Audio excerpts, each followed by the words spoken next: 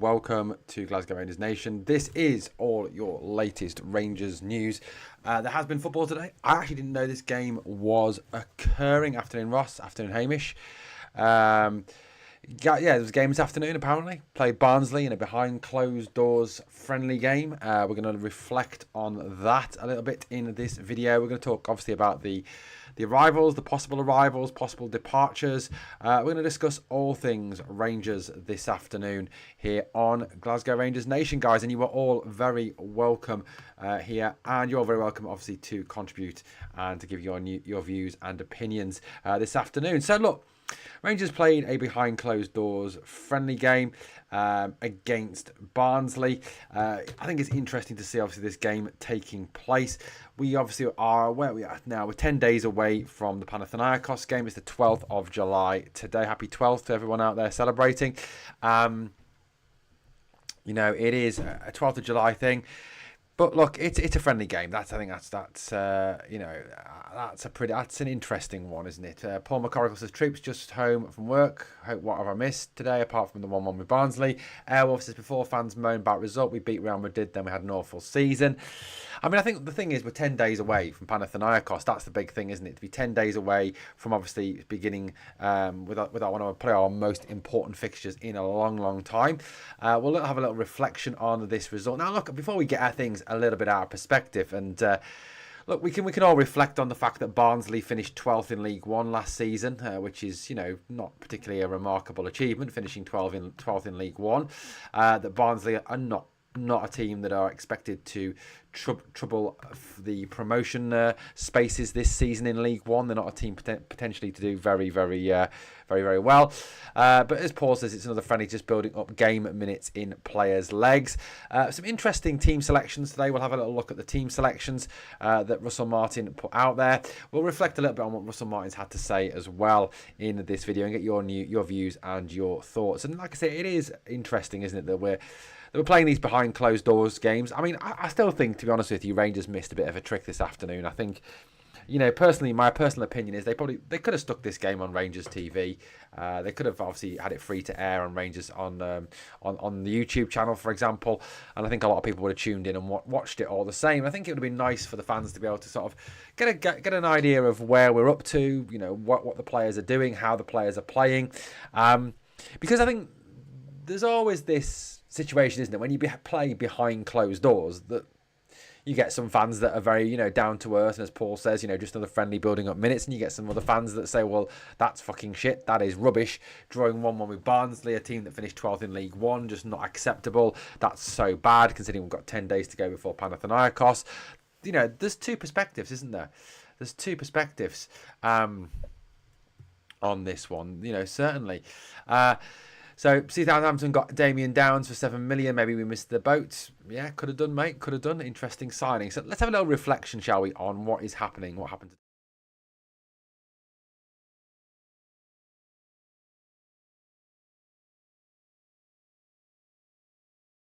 There we go. This is how they started today. So the starting 11 for the game against Barnsley was Butland in goal, Tav, Aarons, Suter, Rothwell, Diamande, Asgard, Dowell, Giga, Gentles and Curtis. Now, looking at that lineup, it seems that it was Tav at right back, Aarons at left back, Suter and Giga in central defence. Rothwell, Dio as the two, Dowells, Curtis and Asgard behind Gentles. It was a 4-2-3-1 formation.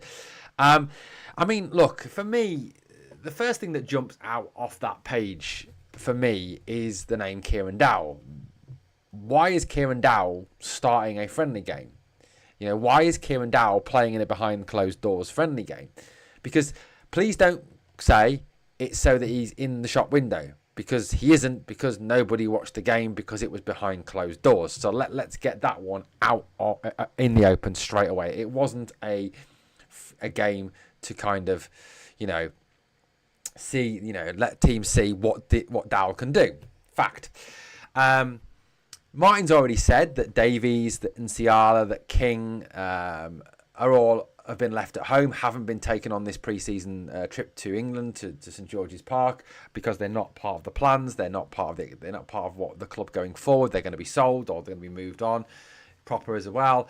Yet Dowell's here and Dowell is starting a friendly game. Now, I'm a little bit worried by this. I'm a little bit worried that Kieran Dowell is still involved. I'm a little bit worried about what Dowell is doing here because I'll be honest with you, what is a Kieran Dowell? You know, what does Kieran Dowell bring to the party? What exactly is his purpose? Because I'll be honest, the guy's not a very good footballer. And I get that, you know, that he's got to give everyone minutes, that he's got to play every single player, and he's got to give everybody the chance to play. But, you know, the fact that he's already left players at home, you know, he's already left Davis at home, he's already left Proper at home, he's left King at home, he's left Nsiala at home, he hasn't brought them down to England with him. You know, kind of gives me an indication that maybe Dowell is part of his plans going forward. Now, that for me is a worry, that Kieran Dowell is clearly could be part of Russell Martin's plans. Kieran Dowell is a dreadful footballer. So I genuinely don't understand why Dowell was playing today or why Dowell had any part of this game. Airwolf says that could be close barring 3 starters for the Champions League qualifier. Yeah, but Paul, no one watched him. That's all I'm saying. And why is he not doing the same with Davis and Nsiala? It doesn't add up to me. It doesn't add up. Then at half-time, we made 5 substitutions. We took off Asgard, Rothwell, Gentles, Giga and Suter. I mean, I don't think it's any surprise that the three of the new signings came off. You know, I think that was just there. Gary, we were playing Barnsley. It was 1-1 against Barnsley, who finished 12th in League One. Stu Anderson says, down in the Champions League qualifiers will get Martin sacked. I mean, yeah, I agree. Teams have scouts. They could do, Paul, but like I said to you, mate, I don't understand why you'd even play Dowell at all, because the guy's just fucking second rate. And if that's the case, mate, why not play Davis? Why not play King? Why not play Nsiala if there's going to be scouts watching? Again, it doesn't add up to me. Nice to see Josh Gentles get a run out, by the way. I like the fact that he's getting a look in, that he's getting a chance to play. Big fan of his. Good striker. You know, I think he's a striker with a very promising future, and it's nice to see you know, young players getting the chance to play, and it's nice to see Josh Gentles getting a run out. Nice to see Finlay Curtis getting a start as well. That's all great to see, and it's good, you know, to play. And I agree with Airwolf. You know, I'd much rather see Rice get the minutes or someone else get the minutes. Dowell is clearly in his plans where he wants to play. He clearly sees him as someone who can add on to it. Oh dear, says the Jersey Gazette. I agree. Paul and a few others mentioning that it's about. I don't think so. I think he sees Dowell as part of his plans, which to me worries me massively, because Kieran Dowell has never done anything at Rangers to ever make anyone think that he's a footballer. But then obviously, like I said, there were 5 changes made. Fernandez, obviously Manny Fernandez, the centre half came on. Connor Barron came on. Bailey Rice came on. Danilo came on, and Raskan came on. Like I said, I'm not surprised to see the new signings go off in Asgard, Rothwell, and Giga. Obviously, they've just, you know, I think they're kind of been gently kind of introduced to it, gently kind of pushed into it, gently trying to given the start. Airwolf, I'd love to see. You said about 3 starters away. What would be your starting 11 for the Champions League game against Panathinaikos? What would be your starting 11, mate? You mentioned there's 3 starters away. Airwolf, in the live chat, write down what your starting 11 would be for the Champions League qualifier. Also, obviously, you know, Suter, I'm not surprised to see Suter going off. You know, the guy's just come back from injury. He's obviously building his fitness back up. He's working it back up again. You know, so I think it was standard that he was going to come off. You know, so Fernandez obviously came on for Suter. I think you probably started jiggling around a formation as well, looking at that. You know, the fact they only brought 1 centre half on, and they brought on 2 midfielders, a striker and another midfielder. I think you may have even seen them gone to 3 at the back, possibly, or a little change round at the back. You know, with perhaps I don't know, perhaps Taverner. I don't know how they would have. I wasn't there. I can't comment on it. I'm just kind of trying to guess on that one. So that was the substitutions at half time.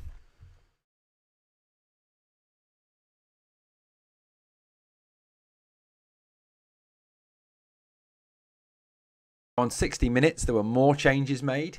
Those changes were Kelly on, Cameron on, Hutton on, Hiefte on, Bayrami on, Cortez on. So at 60 minutes, we saw Bayrami, Cortez and Hiefte. Kelly came on for Butland. Lyle Cameron, obviously that is his first run out. Good to see him getting a run out. And Xander Hutton, obviously. So nice to see that young lad getting on. Players that came off, Butland, Tavernier, Aarons, Curtis, Dio and Dowell came off at 60 minutes. Airwolf, mate, I will get to your point, actually. I'll get to your point in a minute. Danilo scored the only goal. Apparently, it was Dowell to Dio. Dio created the chance then. Dio played the pass, and Danilo scored, apparently. So it was 1-1 in the end, okay? So that's how it finished. Now, I think he didn't risk Hamza today. He didn't play Dessers today because they've only just started training again. They've only just come back. They are behind in their pre-season prep. Martin said that himself, that they weren't ready yet. They're a little bit away because they're behind the rest of the team because of the fact that obviously Dessers had that injury, and Hamza obviously has had time away due to that work permit issue. So that's why they weren't in any sort of recommendation today. So it's interesting to see obviously those changes. I think it was a clear full workout. A complete change of the team. So by the end, it was a completely different team on the field. I think positives to take out of those substitutions. Cortez getting more minutes. Bayrami hopefully played in his proper position at number 10. Hopefully, starting to show that a little bit of a change up again in the way he plays the game. Lyle Cameron got on again. Nice to see Lyle Cameron get on and get some minutes under his belt after missing the start of pre-season with injury. So those are all positive bits and pieces for me from those substitutions. Paul McCorrickle says, so if Martin decides to play Dow, what happens at the end of the season when he's out of contract? He will not get another contract, should sell him now. I agree, Paul. I agree, unless they give him a new contract, which I'm hoping they don't. Airwolf says, Tav, Gentles and Dowell out. Hiefte, Hamza and Raskin. Mate, Airwolf, if you honestly believe that James Tavernier will not start on the 22nd of July, mate, I think you're having a bit of a laugh. James Tavernier will start on the 22nd. I'm guaranteeing you. I'm guaranteeing that James Tavernier will be in the starting 11 at some position, whether that be centre-back or right-back, on the 22nd. I'm guaranteeing it. Guaranteeing it. Aldo says, no one will take Dow, would they? Because he's shit. Ross Ferguson, I hope we keep Inciala. Sorry if I spelled his name wrong. He's going out on loan, mate. He's leaving. He's already said that. Martin's already said that, as far as he's concerned, that he's not part of his plans, and he is going to be moved on. So there you go. So he won't be here, mate. So I feel sorry for him. I think Inciala's a good footballer, and I think, to be honest with you, if you're thinking of playing Tav at centre back, I'd much rather play Inciala at centre back than Tav, because Inciala's a centre back, Tav isn't, and Tav can't defend. What else have we got? I don't know, mate. I don't know True Blue if he was, because it was behind closed doors. What the fuck is CD9 and Hamza up to? Wrapped up in cotton wool. Like I said, at Coop, they are a week behind, or a couple of weeks behind, so they're trying to catch up. I think we need more firepower up front. I agree with that. Certainly will be match fit for Europe. I agree they won't be. Dessers and Hamza. What's happened with Kamara? Nothing at the moment. True Blue. I would rather have De Jong and Turgeman as my strikers and get money for Dessers and Igman. Good shout, Paul. Mate, I would love to sell Dessers. I mean, it would make my year if Cyril Dessers was sold. Jers Gazette, the way we played against our pre-season friendly was absolutely atrocious. They only seemed good second half because they changed their players and didn't care. 1 each v Barnsley. We're buggered, lads. Toothache man. CD and Hamza working on their ticket, playing to see, says Norrie Wilson. True Blue says, seemingly Turgeman ain't getting let go till after the 30th of July. Interesting. Hoping Tav is not, maybe my centre-back theory might not hold up. Mate, he'll play. Stephen Jackson says, Butland, Aarons, Suter, Fernandez, Giga, Jefte, Barron, Raskin, Diamonde, Danilo and Igman. So you're going 5-3-2. Interesting. Interesting ideas there, mate. Interesting. Wingers for impactful substitutions there. Yeah, I mean, look, it was 1-1. It's pre-season. I mean, look, we haven't got to get too out of sync on this one at the end of the day. It is just a pre-season friendly. It is just about getting minutes in the legs. That's what it's about. Yes, it ain't a great result because it's Barnsley we're playing. It's not Real Madrid. It's not a major team. It's not one of the English. I mean, it's not even an English Championship team, is it? It's an English League One team who finished 12th. I mean, so it's not a mightily impressive result. I get that. But we have got to temper that with the fact that it is still pre-season. They've had, again, another long, hard, physical week. So at the end of the day, you've got to look at it like that, and kind of, try and balance it off to some degree, and not get too carried away with it. I think that's always the worry, that as Rangers fans, we all get carried away with results, don't we? No matter what the result is, whether it's a pre-season friendly, a Champions League qualifier, a Scottish Cup tie, the first league fixture, whatever it is, we all get carried away in the result, and we all get carried away in the performance, and we all look for more meaning than perhaps we should do. And we are the people's right. It's about fitness. It's about getting fit. Now, the next time Rangers will play in a game, a competitive game, is against Panathinaikos, apparently. But there is, according to reports that I have read, there is another behind closed doors game planned.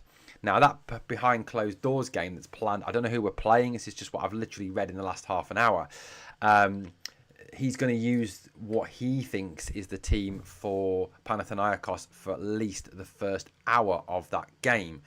So it's interesting. I think it'll be interesting to see what he does and how he lines that team up. I think if we get reports from that behind closed doors game that Dowell starts, that Tav starts, that then we start to worry. I genuinely do believe we start to be a little bit more concerned, because the 22nd we play Panathinaikos in the Champions League. We've then got a friendly on the 26th against Middlesbrough before the return leg against Panathinaikos on the 30th of July. I mean, what slightly concerns me going into that Panathinaikos game is there's no real meaningful friendly action that's taken. I know you can't really have a meaningful friendly, but there's no major friendly action taken place between the Club Brugge game and the Panathinaikos game. I know we've played now in a behind closed doors against Barnsley, and I think we are going to play another behind closed doors game. This is what I've read in the last half an hour. As I said, I don't know much more on that. I'm going to research that for tomorrow's video. But it's worrying for me that we're going into the Panathinaikos game with very little match practice. I don't know how much Panathinaikos have had. I really don't, going into that. I mean, let's have a quick look, see if I can find out anything about Panathinaikos. So Panathinaikos have played, who they played? They played Metalist and won 3-0 on the 2nd of July.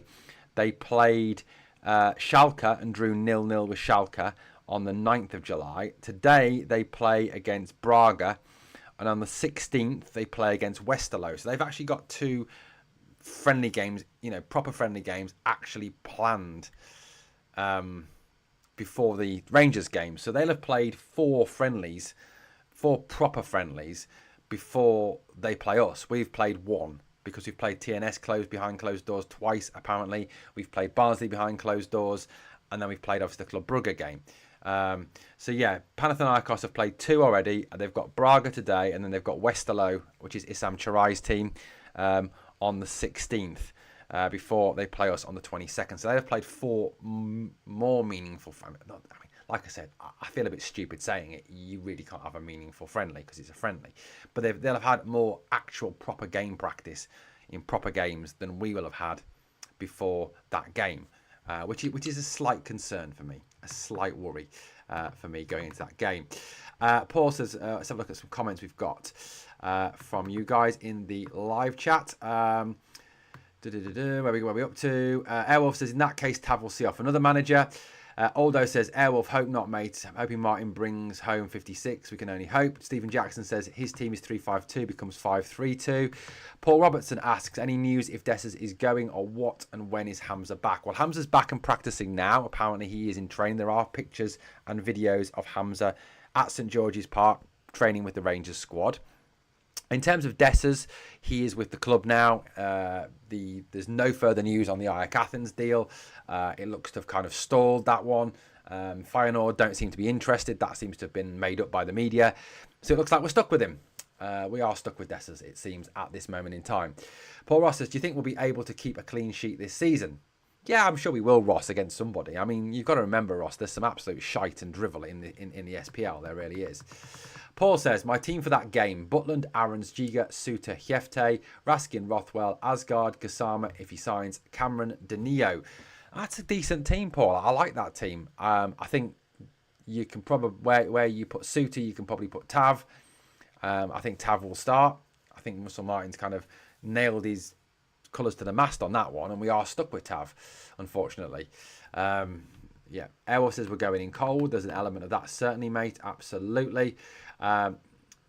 Dessers isn't going anywhere, Paul, at the moment. That's all I can say on that one. Could possibly have better closed doors games against our reserves, says Stephen. Interesting. The Middlesbrough game was meant to be before the qualifier, but that mob are playing at home, so it was delayed. There we go. That would have certainly helped. Paul, I agree, but for someone that's apparently agreed with Lille, he looks awfully happy bouncing about with Raskin in the training videos. Yeah, I mean, I don't know how much truth there is in the whole Lille contract situation, you know. Russell Martin says he wasn't aware of any bids for Hamza. So, and it was all about the fact that his work permit wasn't in order because the work permit had changed. So, I don't know how much truth there is in that one, mate. So, I think in terms of Hamza, we've just got to take it that at the moment there's no bids on the table. That there's rumours about West Ham and Everton and Lille and Strasbourg and Rennes, but at the moment, nothing concrete. Nothing concrete. True Blues, Stephen McCullough says, evening guys, just in from work, Scorchio. Yeah, it is very hot today, mate. Too bloody hot. I can't stand the heat. Hamish says, shite, lol. I'm getting Kiev vibes, says Airwolf. I think there is a worry going into this game, isn't there, about the lack of match practice, the lack of prep for this game. Look, I think we do still need to bring in players. Russell Martin said that himself. He said in that interview that he gave the other day at St George's Park, he said there will be more incomings. There will also be outgoings, as we know. And look, there has to be outgoings. We can't live with this squad size. Our squad is massive at the moment. It's absolutely bloated, isn't it? It is huge at this moment in time. So there will need to be cuts made to the squad. Of course there will. So, I think that for me is something that is going to have to change. But, in terms of players incoming, it looks like wingers are very much on the menu in terms of players coming in. Obviously, Gassama, just to kind of reiterate what I said in the earlier video, the Gassama thing is done from our end. It's just the Sheffield Wednesday end that needs to be tied up on that one. So, if we can get Gassama in before the Panathinaikos game, I think that would be a massive boost and I think would really add to this squad. It really genuinely would. I think it will be a great addition ahead of that game against Panathinaikos. Paul says Lille got another 10 million from Leeds for selling a player. Maybe they're waiting till after our qualifier. True. I don't know how cup tide works in Europe, but look, at the end of the day, I think it's going to be that Panathinaikos game is going to be exceptionally hard. It is going to be exceptionally hard. They're no mugs. They're no mugs. Absolutely no mugs whatsoever.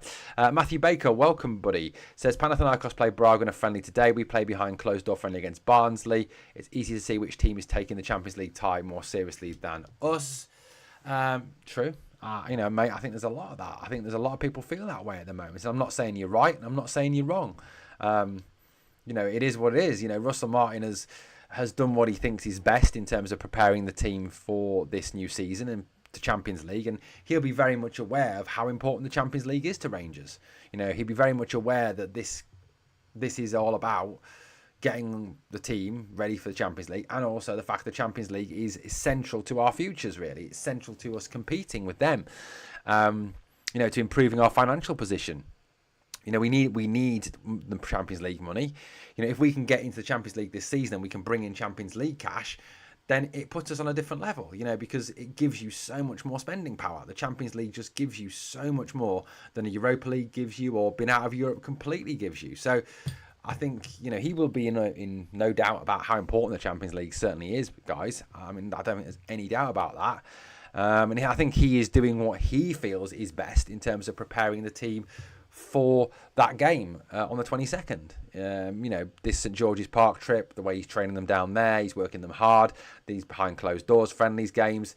It's interesting. I mean, certainly interesting. True Blue says Wednesday need to get their finger out, holding it, see if they can get more cash. Yeah, all agreed. The whole Wednesday situation, mate, I think is more around the fact that there is massive uncertainty and massive issues over their ownership. And Chancery and the whole way he runs the business there is not good at all. And as I said on the video earlier today, I fully support Sheffield Wednesday fans in their protests against Chancery. Sheffield Wednesday are a big historical club down here in England. They're a team that have played in the top division for a lot of years. They got into FA Cup finals, League Cup finals. They've had some great players in the past, the John Sheridans, the Chris Waddles of this world, the David Hursts of this world. So it's sad to see Sheffield Wednesday the way they are. It really is. Alder says, didn't know anything about the takeover, living on the moon. I would think it's Douglas Parkboard behind the scenes. Martin needs to get the team fitter, working as a team in training, says Paul. I mean, it may be that's what he wants, Paul. That he doesn't want a lot of pre-season friendlies. He wants more time on the training field with them, more time to get his ideas into them, more time to get his shape, his way of playing into them, and to prepare them that way rather than the playing games. As I think we saw last season, didn't we? Clement talked very much about the fact that there was a lot of games. It was, Sunday, Thursday, Sunday. And, there wasn't much time on the training pitch to actually work with the players and improve things. So, I think that's part of it, isn't it? Certainly. Championship League 1 calibre. We are Glasgow Rangers, for fuck's sake. It doesn't help we play in a shite league, low calibre. Coop says, just punt CD9 and sign Turgeman. The only problem is, mate, you've got to find someone who's willing to pay the board's asking price. And if the board are asking for €6 million and people are not willing to pay €6 million, he ain't going anywhere, is he? That's the big issue. And if the board aren't willing to move from that $6 million, then it is what it is, mate. It is what it is. Ross says, playing from the back gives me hot sweats. It really makes me nervous. That's a good question, Paul. I'll get to that in a minute. Playing from the back, yes. Mid-90s degrees here in Kansas. Sucks as weather, says Stephen Jackson. You're in Kansas in the United States of America, Stephen. I hope you're not a Kansas City Chiefs fan, mate. Really hope you're not a Kansas City Chiefs fan. Paul says, what are your thoughts on Crystal Palace saga? Do you think that it could affect us at some point in Europe? Right, great question. Great question. I don't know if any of you are aware of this. You might not be, because obviously it's not Rangers. But Crystal Palace obviously won the FA Cup in England. They have obviously, therefore, as a result of winning the FA Cup in England, they therefore qualified for the Europa League and were fully expecting to play in the Europa League this season. However, they have been demoted to the Conference League. So Crystal Palace have been demoted to the Conference League, which, doesn't seem great. It does not seem brilliant. I mean, if you're expecting to play Europa League football, and it's the second tier competition in Europe, you're going to make a lot more money out of playing Europa League football than you make out of playing Conference League football. So at the end, the point we're at now, you've got to kind of ask questions why. So, this is what's been reported. So this is Sky Sports, guys, just to bring you up to speed with the story. Crystal Palace have been moved from the Europa League to the Conference League after UEFA ruled they could not participate in the same competition as Lyon. Questions were raised with John Textor owning shares now sold in both Palace and Lyon, who qualified for the Europa League. Palace have been demoted from the Europa League and will now play in the Conference League next season after this UEFA ruling. Sky Sports understands Palace will appeal this decision via the Court of Arbitration for Sport. As FA Cup winners, the Eagles won a spot in the Europa League for the 25-26 campaign. However, that was brought into question when French club Lyon, finishing 6th in League One, earned their own Europa League spot. John Textor owns shares in both clubs, and under UEFA's multi-club ownership rules, clubs with the same ownership group cannot play in the same competition. Any conflicts of interest for the next season had to be sorted by March 1st.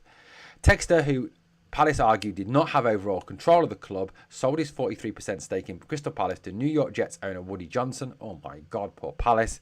Woody Johnson's a fucking joke. All by after the March the 1st deadline. He then resigned from his leadership roles at Lyon, where they were relegated to Ligue 2 after failing to convince authorities they had resolved their financial difficulties. This appeared to pave the way for Palace's Europa League participation. However, there was further uncertainty on Wednesday when Lyon won their appeal against relegation and were reinstated to Ligue 1, meaning they were able to take up their Europa League spot. On Friday, it was confirmed by UEFA that Palace will move down a competition. Right, so that's where we're at. I've got to say that this is pathetic. Absolutely pathetic from UEFA. It would be interesting to see if this happened with Manchester City. Manchester City and the City Football Group own Girona. But yet City and Girona both played in the Champions League last season. No action was taken.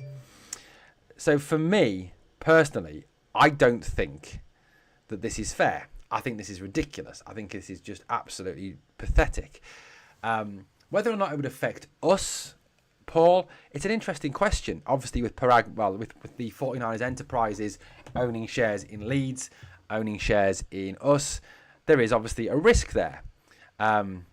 I suppose the difference being that Andrew Kavanagh has a large... that Leeds are not majority... but that 49ers Enterprises are not majority owners of the club. They are minor owners of the club. Kavanagh owns a stake, and obviously there is still 49% owned by other shareholders. So I suppose the argument we've got that our ownership group is so disparate, it is not one party. Kavanagh has nothing to do with Leeds. The 49% have nothing to do with Leeds. So over 70% of our club is owned by people who have nothing to do with Leeds United. So I suppose that would be the argument. But I could see a point where this could become a complication. Now, realistically, if we're aiming at Champions League football... no insult to Leeds United, but I don't see Leeds United qualifying for the Champions League anytime soon. Not with the fact that you've got Chelsea, Arsenal, Manchester City, Liverpool, Newcastle United and Aston Villa as a top six, in England. I can't see that happening. So I think it wouldn't affect us for a number, like I said, for the reasons that, one, the Niners Enterprises don't own as big a share of our club, and I can't see Leeds qualifying for the Champions League anytime soon. Realistically, Paul says 6 million for that tit. Is the board high or something? Paul McCorrickle says winning the Conference League is 22 million, Europa is 40 million, Champions League is over 100 million, isn't it? I think it's going to take a while before Leeds get to Europe, and Parag doesn't own Rangers, he's only Vice, and Kavanagh and his team own the club. Correct. Why did we never consider Scott McKenna? He's a free agent and Scottish, obviously. I think because he's a Celtic fan, massive Celtic fan, isn't he? True, but the Palace owner doesn't have anything to do with them. Agreed. I think the difference is that Kavanagh has his name first rather than Parag. Yeah, I think that's another one.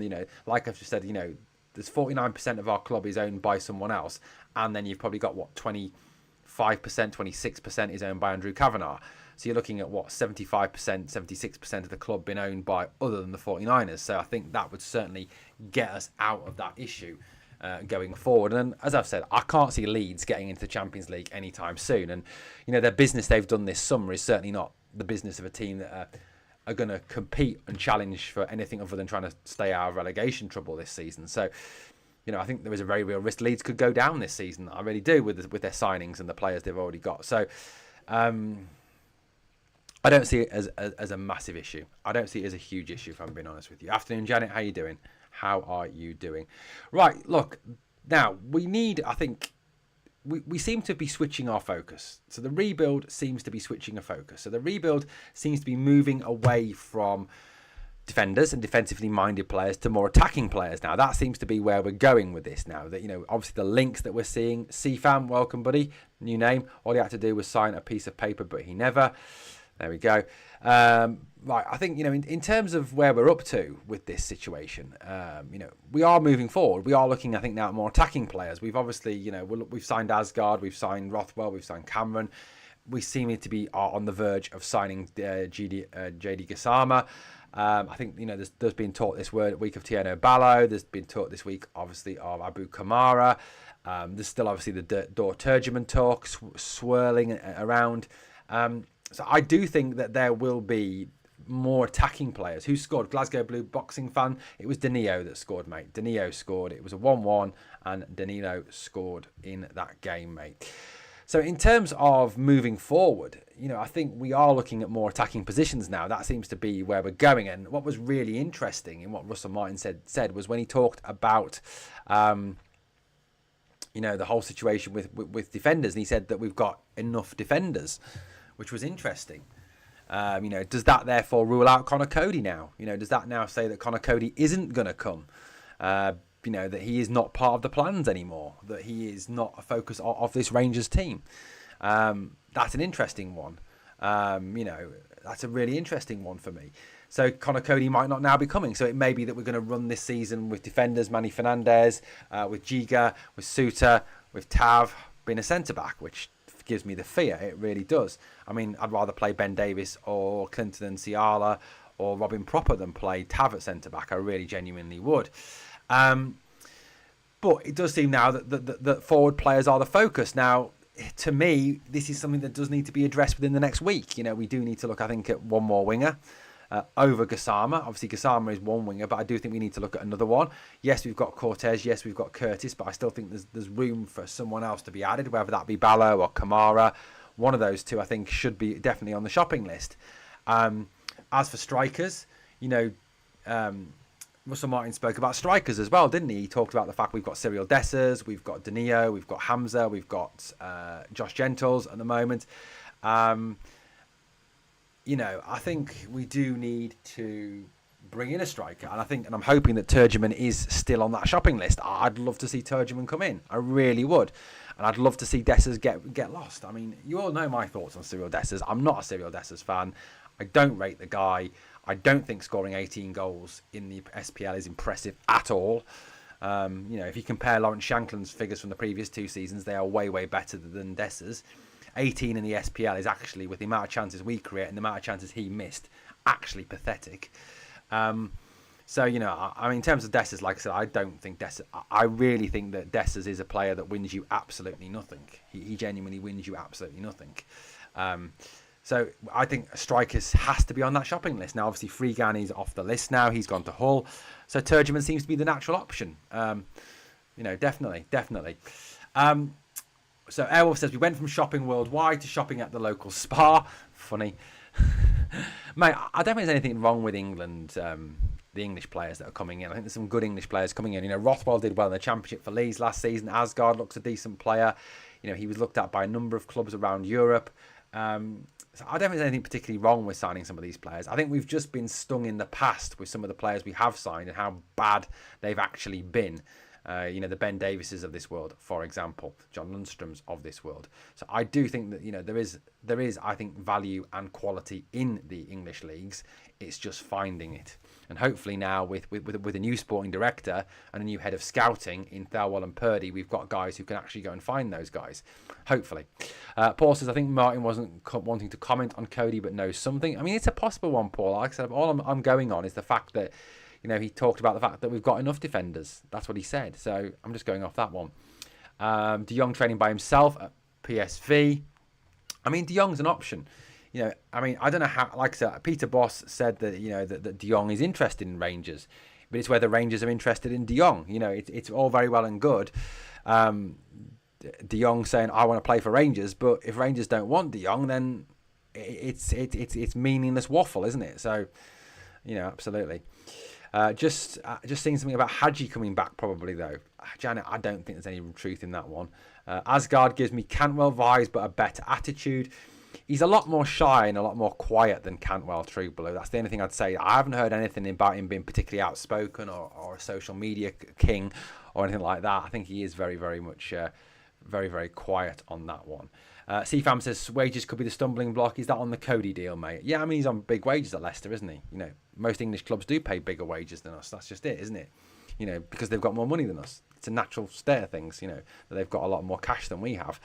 But like I said, I do think that striker is a place we've got to go over the next week. I would be absolutely fascinated to see who we start against Panathinaikos on the 22nd. If that's Danilo or whether he puts Hamza in there. It does depend. I've still got a feeling, and I might be wrong, and I could well be wrong, I'm often wrong, that Dessers is not part of his plans because he's not fast enough, he's not aggressive enough, and if you look at the type of player that Martin likes to play up top, he likes to be fast, he likes his strikers to be fast and aggressive and work the whole back four. That's not something Cyril Dessers does. You know, he falls over. He's got the centre of a balance of a drunk toddler. You know, so I don't think Dessers is part of his plans. Blue Bells are Blue says 49ers specifically bought only 30% off if the club to ensure they had no ownership issues between Leeds and Rangers. There we go. Asgard can take a tackle, just gets on with it. He can, yeah. Asgard looks a lot more physical, looks more ability. He looks more, like I said, he looks less whingy and whiny. He looks less queen. He looks less, you know, he doesn't look like a social media queen, does he, that Cantwell turned into. He certainly looks like a player who can get on with it and you know, create and do things. But, you know, I think looking at it at this moment in time, you know, it's interesting, isn't it? You know, what would be that Champions League team going into that game against Panathinaikos? I mean, personally, True Blue says play Dessers like Boyd using to do someone to do his running for him. The only thing is, mate, Martin doesn't play two up front. That's not his thing. You know, he doesn't play two up top. He's never played two up top, so I can't see that happening, mate. Dessers will be one up top, and you can't why would you put Dessers in the team and bring someone in to kind of offset what he can't do? To me, it's a waste of a jersey. It's an absolute waste of a jersey. If I'm being honest with you, I think Dessers is an absolute waste of a jersey. If I'm being honest with you, I think he really is a massive waste of a jersey. What else have we got in the comments now? Colin McGregor says, yes, what the fuck is Dowell doing being in the setup? Mate, I don't know. Like I said, I am getting very worried about the whole situation. A shadow striker. No, I just can't. I can't see him doing that, mate. I really can't see him doing that at all. You know, I really can't. I don't think it's an option. Right, look, in terms of how I think they might line up for that Champions League time, this is just a guess, right? I'm going to put in the live chat in a minute. Martin biased with Dowell laying on his own bed there. Yeah, I mean, if he's going to do that, mate, I mean, let's face it, all managers have their favourites, don't they? And Barry had his favourites. Philippe Clement had his favourites. Every manager has their favourites. How I think they might line up, just put it in the live chat now. Butland in goal. I think if we don't sign that Carl Rushworth on loan from Brighton, I think Butland starts in goal. I think the back four will be Aarons, Tav, Giga and Hjefte, which gives me the absolute fear. I mean, you've got 2 out of the 4 there that can't actually fucking defend. That gives me the absolute fear. Singing the blues afternoon, buddy. How you doing? So, yeah, playing Tav and Hjefte gives me the fear. It really does, because neither of them are very good at defending. Then the 2 in front of the back 4 would be Rothwell and Raskin. And then you've got Gassama possibly on the right, Asgard in the 10, Cortez on the left, and Danilo up top. Given the fact that Danilo has been the one striker that has trained all through pre-season and hasn't missed any training time. I just think that because of Hamza and Dessers been behind the 8 ball in terms of their fitness, I can't see Russell Martin risking them. And they haven't played any games at all yet. I just can't see him throwing them in a Champions League tie, you know. So, yeah, absolutely not. Davis needs to blindfold the trowel, put him up in his suitcase. Mate, that'll be a great one. I think Curtis starts. You think Curtis starts? Interesting. I think I'd take Curtis to start, mate, on the right if Gassama's not signed in time. Absolutely, that would be spot on, mate. Spot on. Guys, yes, please smash the like. 189 people watching. Please, obviously, smash that like. And if you've not yet done it, please subscribe to the channel. Janet says, is McCausland defo leaving? Now, what I've read about Ross McCausland is that he is attracting interest from MLS teams, Scottish teams, and some teams down south. Apparently, it would be a loan with an option to buy at the end of that loan. That's what I'm seeing on the McCausland front. It's not a straight-up sale of Ross McCausland, is what I'm reading and seeing in the media at this moment in time, guys. That's on the McCausland front. And look, I love little Ross. I think he's a Rangers man through and through. He gives. I mean, look, one thing you can never accuse Ross McCausland of is not giving his all. The lad gives his absolute all for this team, but I just don't think he's good enough. I just don't think he is of a necessary standard to be able to play in our team. That's what I'd say. I think there's better out there. Paul says, think Martin might play as wingers, slightly inside, a bit like 2 10s. I mean, that is something he does do, certainly. And you could see, obviously, maybe, you know, a bit of a formation shift because of that. I like to see youngsters get a chance, but Rice doesn't cut it for me. Colin, I disagree. I think Rice is a good footballer, mate. I think he just needs minutes. He needs minutes. Give him minutes. Let him play. And I think you'll see what a good footballer Bailey Rice is. I do like Bailey Rice as a player. I think he's a very good footballer. I think he's a very talented footballer. I think he's someone who can make a big difference. McCausland is lightweight. I agree on that one. Gentles looks a unit. I like Josh Gentles. I've always been a big fan of Josh Gentles. You know, massive fan of Josh Gentles. I love Josh Gentles. I think he's really, really good. I think he's got a real future in the game. I think he really has. Paul says, McCausland just isn't good enough. No disrespect. All legs, no end product. I agree. And that's what I said, Paul. I think, you know, look, you can't fault his effort. You can't fault how hard he tries for the club. You can't fault how much he works for the club. But what you can fault is his ability and his talent. And I just think he has not got enough for me to be able to you know, to actually break through. He hasn't got enough quality. He really hasn't. So I think Ross could go off and have a really good career somewhere like Queen's Park or Partick Thistle or Dundee or somewhere like that. I think Ross could quite happily go off and play somewhere like that and have a really good little career for himself. I just don't think he's got the ability or the talent to play for Rangers. Not to compete in Europe, not to compete with Celtic, not to, to win trophies with us. I just, like I said, I love him to bits. Don't get me wrong. I'm not slagging him off. I do. I love Ross to bits because he's a Rangers lad. And, as he said after he won the League Cup, not 2 seasons ago or season ago, he said, the last time we won something, I was in the stand watching with the fans. So, you can see that he's a Rangers boy. But like you say, Paul, and like a number of people are saying, I just don't think he's up to it. I don't think he's just up to it. Rice could be R6 in a couple of years. I think he is a development prospect, and I'm hoping that he will get more game time this season. And I'm really hoping that, what Russell Martin's done in pre-season is not something we've seen from Michael Beale, not something we saw from Philippe Clement, that he will give youth a chance. That the likes of Finlay Curtis, the likes of Xander Hutton, the likes of Paul Ncio, the likes of Bailey Rice, the likes of Josh Gentles will get game time in the league. And, we'll get 20 minutes here, half an hour there, an hour here, playing the Scottish Cup ties, we'll get chances to play. Because I think in Finlay Curtis, there's a player. In Finlay Curtis, there is a player for definite, mate. I definitely see some quality player in Finlay Curtis. I see a good player in Bailey Rice. I see a good player in Josh Gentles. And hopefully they'll get minutes. If they get minutes, then we'll be able to see whether they can cope. You can't see whether a player is good enough if you don't play. If you don't play that youth player ever, you can never tell whether he's actually going to be good enough. And I think there's too many players that have left this club, Lewis Mayo, for example, Cole McKinnon, that we never really found out if they were good enough because they never got a chance to actually show whether they're good enough or not. So for me, that's where we're up to on that one. Ross will go to Hearts and be a thorn in our side, says True Blue. Mate, they always are. Robbie McCrory, Mayo, they always are, mate. It's written in the stars that you score against your former club, isn't it? And I think it'll happen again. I think it will happen again. But yeah, Ross, I love Wee Ross. I like Wee Ross. I think he's got a future in the game, just not with Rangers. Just not with Rangers. I think, what's been encouraging for me, guys, to try and bring this together. Forget today's results. It's not great. It's pre-season. It's minutes in the legs. That's what it is. There's signings. There's players coming in. There's new arrivals. There's transfers. There's actual activity taking place. And it's not like previous summers where we've had, a lot of frustration, haven't we?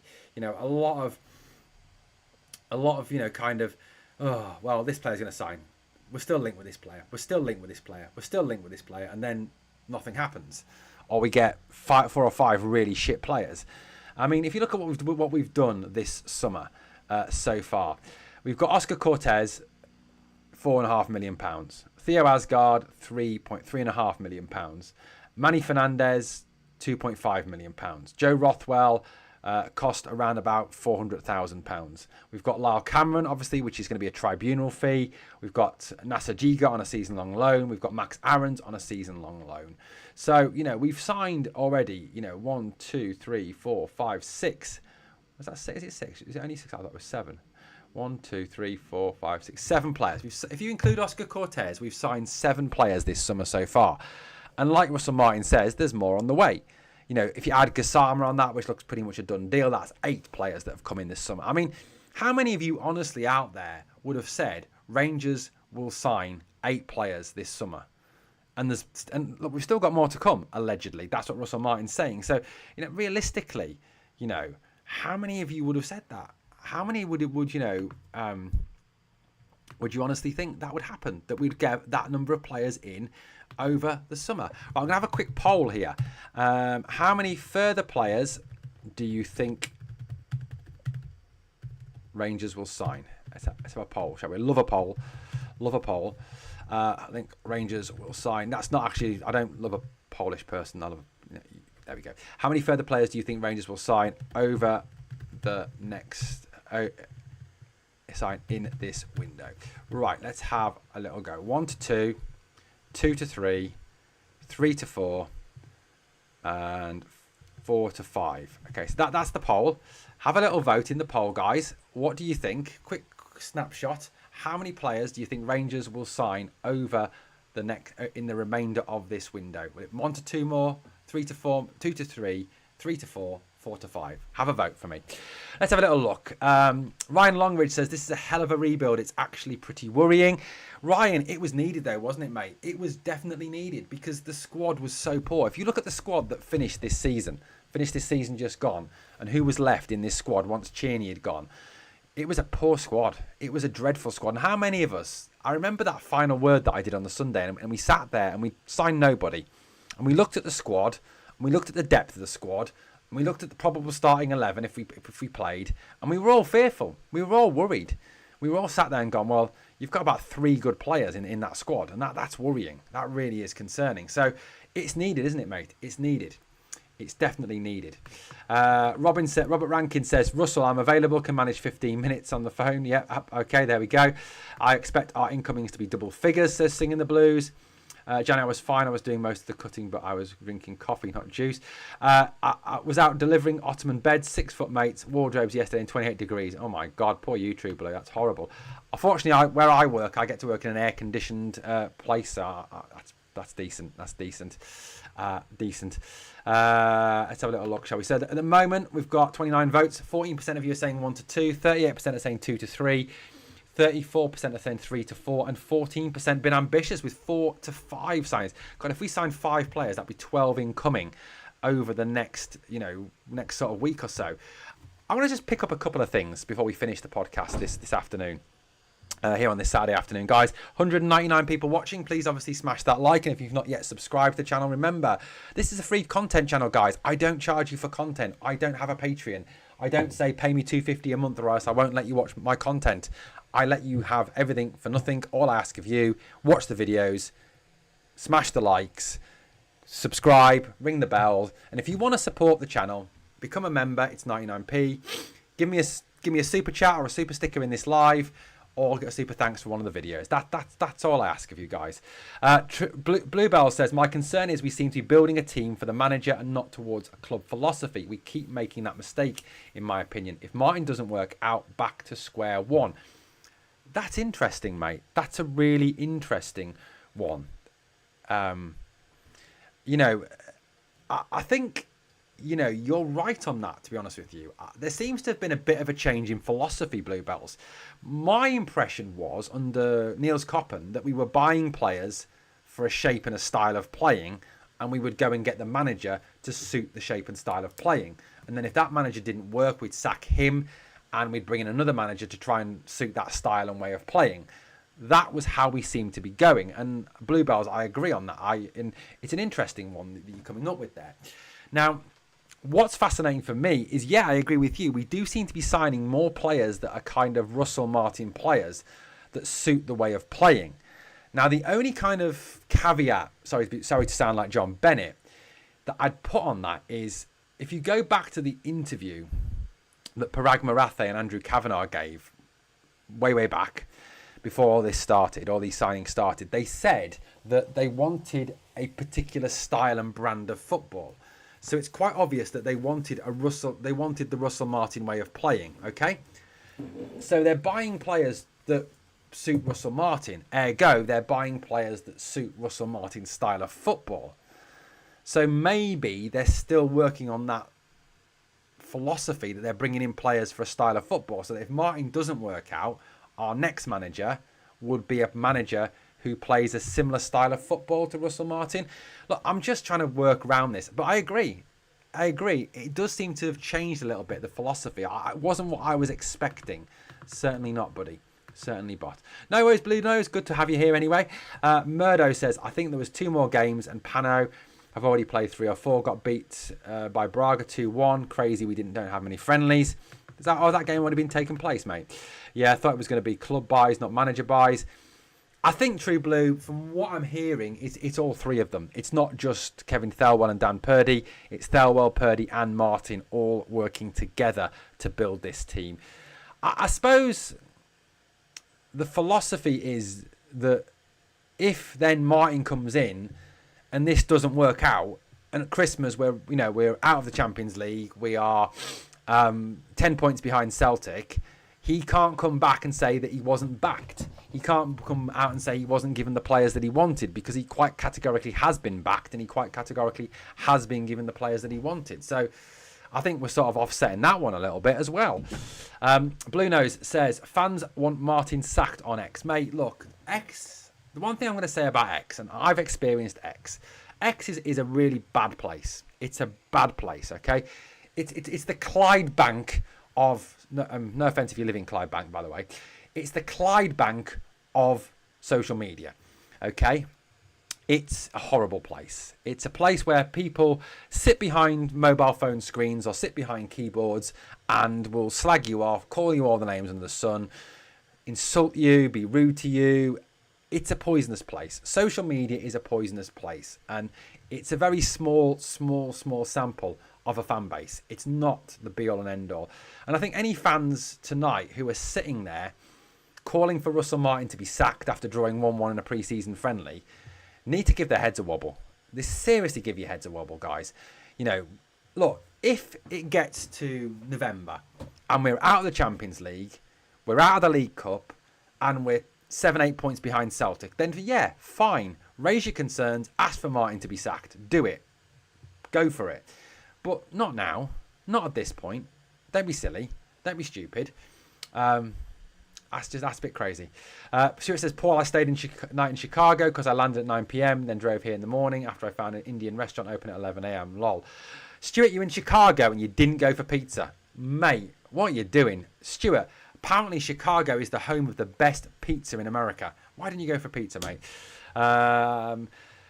You got married, Paul, in Alaska. Mate, that's one hell of a story. I'd love to hear that story. Airwolf Martin out, lol. Yeah, look, like I said to you, you can't, you know, go down that aisle. You can't. It's just ridiculous. Look, I've seen, yeah, I get that, you know, Real Madrid, Barcelona have sacked managers in pre-season. I get that. But that's a different world. It's a different world. Different world. Paul says owners won't listen to the fans. Well, hopefully they won't, mate. Hopefully they won't. You know, I honestly believe that whatever happens, you know, this is we've got to get to at least December with this manager and see where we are in December. You know, once we get to December, to the January transfer window, if we are multiple points behind Celtic, out of the Champions League, out of this competition, then yeah, you know, then you've got to kind of raise that he's got to go. Bye-bye. You know, but until that point, we've just got to get behind him and back him. You know, definitely. Back the fucking manager and the team. Rangers till I die. We are the people, says True Blue. Septicar Guff, Horseface will get found out this season, says Robert Rankin. I mean, Robert, the one thing I'm going to raise about that, mate, is if you think about it, how many times did we lose to Celtic last season? With a shit team? Once. We lost them once. We beat them twice. We drew with them once in the league. Okay, so you know our record was actually really good against them. We only lost 1 out of 4, you know, which is pretty decent. And it was the games against the little clubs that hurt us, and that's what we've got to overcome this season. Thank you, Litigation. Yeah, become a member, help the channel out. Thank you very much. Bluebell says best deep dish pish pizza, but New York City for the best all round pizza. There we go. Sid, hello from Toronto. Sid, hey, how's Toronto today? Sid says the Greeks lost 2-1 today to Braga, so Panathinaikos lost today. Look, the one caveat, again, John Bennett, I'd put on the whole Panathinaikos situation is this one, guys. We played Olympiakos last season, right? And Olympiakos are a better team than Panathinaikos, okay? Olympiakos are Greek champions. Olympiakos are a much better side, and we did well against them, right? We drew with them away in Piraeus. Now, Aston Villa, with an expensive team with the Ollie Watkins of this world and John Duran's of this world, went to Piraeus and lost. You know, so that's a good result. Now, if we can go and get a draw in Piraeus against Olympiakos, you know, then Panathinaikos are not as good as Olympiakos. That's the one thing I will say about this tie, that Panathinaikos are nowhere near as good as Olympiakos. So, look, that's the kind of level you've got to put on this and the sort of a laying of the fear there. Brugge are better than Panathinaikos, says Paul. Yeah, Brugge are better than Panathinaikos. Brugge beat Villa last season in the Champions League, didn't they? And they're a decent team, Brugge. They are. I mean, back in the day, I used to train and race Siberian Huskies, and the wife-to-be was into it as well. So we decided to take a trip of a lifetime, mushing up the Yukon and getting married. Mate, that is amazing. What a story. That is fantastic. That is fantastic. Maybe one day, mate. Maybe one day I'll do something similar with the missus. Maybe I'll take my missus somewhere out there, and get married again. Maybe. I don't know. Maybe. I don't know. Honestly, don't know why people think Panathinaikos is such a concern. Totally agree, Owen. I agree. Look, like I said to you, look, I think it's the fatalist in us. Rangers fans are fatalists, aren't they? We always get worried about things like this. We always do. So, yeah, I do think that's the situation. I'm still concerned about us buying in the lower leagues in England. I hope the club have done all the research on these players. Yeah, I agree, mate. Thank you, Emmy. Top man. Thank you very much. Right, guys, that is it for this afternoon. I've got to go and get a few things sorted. My daughter's in a dance show this evening, so I've got to go and get prepped for that. Thank you. Alaska is fantastic. Right, there we go. That's one on my list, Paul, to go and visit. Thank you to everyone who has watched this afternoon. There's 210 people watching, guys, on a Saturday afternoon in July. That is amazing. You know, it's pre-season, and there's 210 of you watching. It's amazing. Thank you so much. It means the world to me. It really does. Thank you for watching Glasgow Rangers Nation, guys. We'll be back, obviously, with a video in the morning. And we'll be back with the final word at 8 o'clock tomorrow evening. So come and join us for that. Sid, it was Danilo, mate. William Salmon says, you can take my wife and leave her there. Lol. Okay, funny, guys, funny. Oh, and we have a doctor promoted from within. There we go. I didn't know we had that, Paul. Thank you for that piece of news. Thank you very much. Didn't know that. Right, guys, thank you for watching. If you've enjoyed the content, please obviously like, comment, share, and subscribe. And guys, thank you ever so much for your support this afternoon. Been fabulous talking to you all. We'll catch you tomorrow. Like I said, early morning video, guys. Look out for that. And obviously, please come and join me for the final word at 8. Thanks for watching. Catch you later.